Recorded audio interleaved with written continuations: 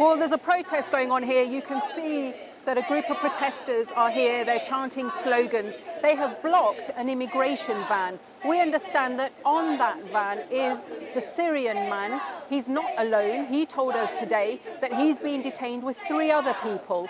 They all turned up for their routine asylum interview. If you're here claiming asylum in this country, it's normal that every 2 weeks you have to report to an immigration centre. But when they turned up today, they were held. He told me that a policeman kept him in a room and said, you will be sent to a detention centre and then put on a flight to Rwanda. Now, this has happened much earlier than people understood. The government has said that flights won't take off for 10 to 12 weeks, and yet they have started to detain people earlier than thought. The Home Office told us it's all part of their preparation for the Rwanda plan. But it's caused a lot of controversy. As you can see, people here are trying to block the vans to stop people being removed.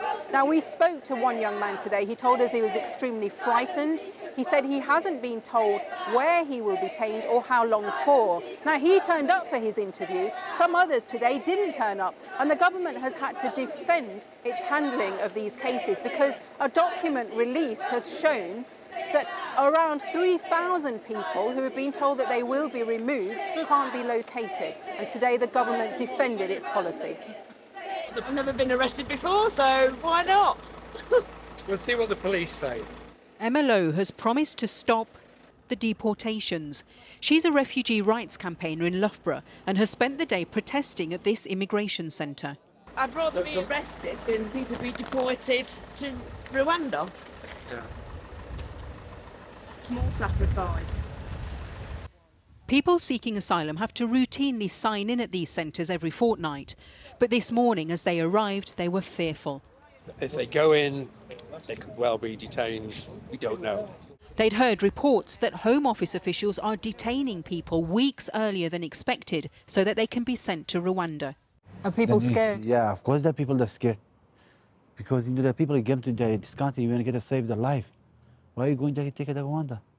The Home Office told us that now the Rwanda bill has passed the Commons, they're entering the final phase of operationalising this landmark policy.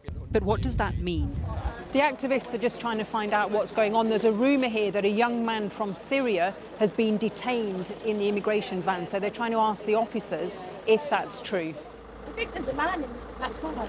As we film, we learn that a man has been detained. He's not in the van, he's being held inside the centre. His name is Mohammed, and we managed to speak to him. After that, they told us they will take us to Rwanda.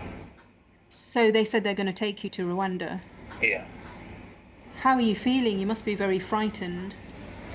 We are very scared now. Mohammed told me he's originally from Syria, where he'd escaped the war. He says he's been living in shared accommodation in Nottingham and turned up this morning for what he thought would be a routine appointment. So when you came to sign, what happened? They told me we want to give you some paper and take me inside. Yeah. After that, there's a policeman. After that, they took my phone and my everything. Yeah. And they put me in the room. Very scared. Mohammed told me he isn't alone. He's being held with 3 others, 2 from Iran and 1 Afghanistan.